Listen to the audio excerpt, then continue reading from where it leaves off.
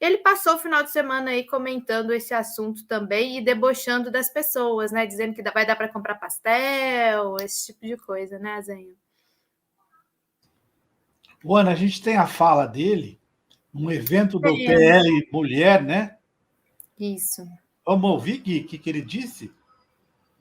Dá para pagar todas as minhas contas, ainda sobra dinheiro aqui pra gente tomar um caldo de cana e comer um pastel com a dona Michele.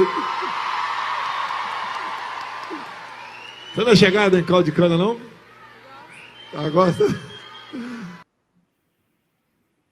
Ana, e ele não pagou, né? Parece que o Bolsonaro não pagou as dívidas eleitorais, das multas eleitorais, ele vai apelar e tentar não pagar, aí sobra o dinheiro todinho para ele. E o que ele fez com o dinheiro, Ana?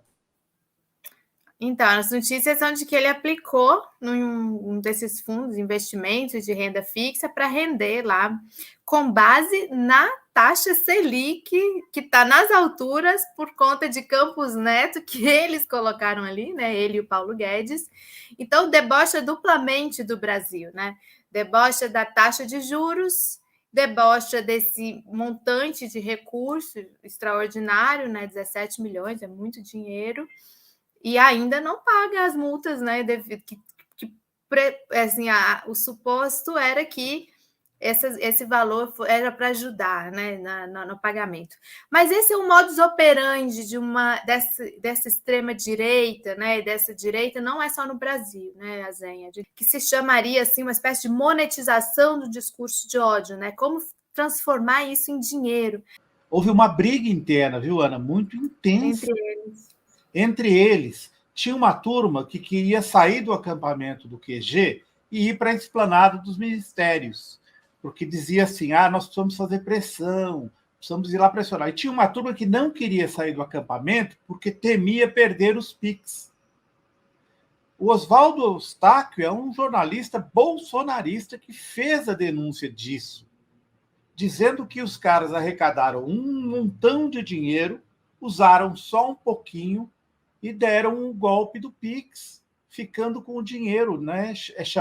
Foi chamada lá de máfia do Pix, embolsando parte do dinheiro. Então, Ana, você mais cedo, quando a gente estava comentando o assunto, você usou a palavra certa, a monetização do ódio, né, Ana? E que não é uma coisa brasileira, né? Esse corte que a gente vai ver daqui a pouco, que você vai mostrar para a gente, a entrevista do professor, do escritor, é uma outra entrevista que eu fiz com ele, e eu achei encaixa muito nesse golpe do Pix bolsonarista.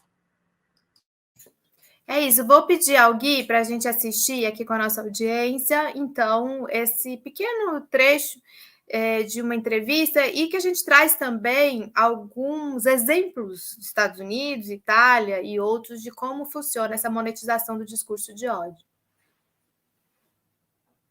Literalmente a máquina de fazer dinheiro da extrema-direita, que começa com o Beppe Grillo lá na Itália. Ele arrecada dinheiro através de um site, mas não só isso, ele vende todos os dados obtidos nesse site dos seus seguidores. No livro Os Engenheiros do Caos, o autor escreve sobre o movimento do Beppe Grillo. É preciso que os participantes sejam numerosos, que se encontrem por acaso e que não tenham consciência das características do sistema no seu todo. Uma formiga não deve saber como funciona o formigueiro, porque do contrário, todas desejariam ocupar os melhores postos e os menos cansativos, criando assim um problema de coordenação. E aí você tem o Steve Bannon nos Estados Unidos, que está respondendo a um processo por suposto desvio de cerca de $1 milhão de uma campanha que foi feita para construir um muro entre os Estados Unidos e o México. Ele teria usado parte do dinheiro para cobrir despesas pessoais. Chegamos aos Estados Unidos, onde o Donald Trump tem cerca de $80 milhões disponíveis, sob controle dele, porque ele chegou a dizer aos eleitores que deveriam doar não para o Partido Republicano, mas para ele, para o Save America, que é dele, ou para o DonaldJTrump.com. O Trump que inspirou o Bolsonaro, que sabe muito bem como dar dinheiro ao discurso do ódio, Ana. Como o professor João César de Castro Rocha me contou numa entrevista. Se você participa de algum grupo bolsonarista de WhatsApp ou de Telegram, toda vez que se organiza uma manifestação, alguém pede dinheiro para carro de som, para comprar água, para confeccionar cartazes, para impedir que o comunismo chegue no Brasil. Então, o empreendedorismo no varejo é o que a extrema-direita trouxe para a política no Brasil. Nós podemos pensar que o bolsonarismo criou no Brasil um novo tipo de MEI, que não é o microempreendedor individual, é o microempreendedor ideológico. E há muitos microempreendedores ideológicos que ganharam muito dinheiro com o bolsonarismo. Isso, nas redes sociais, o discurso de ódio, ele torna-se um instrumento de monetização. A extrema-direita, no fundo, é um modelo de negócio. E a retórica do ódio é a sua principal garota propaganda. Por quê? Como funciona a retórica do ódio? Na retórica do ódio, o outro é progressivamente reduzido a um nada. Porque tornado nada, tudo que se faça contra o nada, nada é. E da violência inicialmente simbólica, chega-se ao verdadeiro propósito, a eliminação física. Um gesto que Bolsonaro tornou popular na campanha de 2018 foi o gesto da arminha, com os dedos para cima. Mas o gesto que realmente definiu o bolsonarismo, e é muito fácil encontrar imagens de Bolsonaro realizando esse gesto, é o gesto com as mãos para baixo. Alguém já se perguntou o que significa o gesto das arminhas? O gesto da arminha com as mãos para baixo? Execução. A única possibilidade de você fazer este gesto e atirar é porque a pessoa está sendo executada, está de joelhos na sua frente e você está executando a pessoa. Então, a retórica do ódio é a incapacidade de lidar com qualquer espécie de diferença. Porque na retórica do ódio, o outro é transformado em inimigo. E por isso deve ser de imediato eliminado. É eliminado inicialmente do ponto de vista simbólico. Principia-se sempre por uma paródia, uma forma de ridicularizar o nome próprio da pessoa. Então é por isso que o Lula é o Nine, na verdade.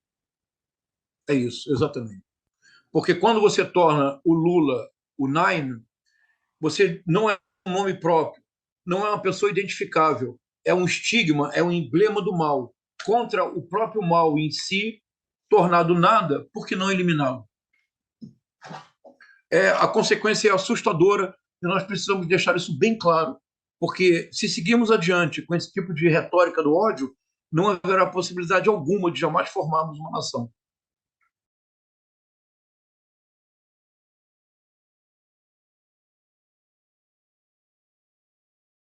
E é exatamente isso que a gente assistiu no Brasil em diversos episódios, né, Azenha? E você dirigiu aí os documentários, né, feitos aqui pela Fórum sobre, por exemplo, o 8 de janeiro e o que precedeu o 8 de janeiro, o 12 de dezembro, tudo isso, os acampamentos, tudo isso foi via esse instrumento da monetização. Você monta uma campanha, digamos assim, né? E é uma campanha que tem como pano de fundo exterminar um inimigo, acabar com o inimigo, e aí você arrecada recurso e recurso as pessoas depositam porque elas estão acreditando que é por uma causa justa, né, aos olhos dela, de eliminar uma ameaça comunista, uma ameaça do socialismo, uma ameaça vermelha.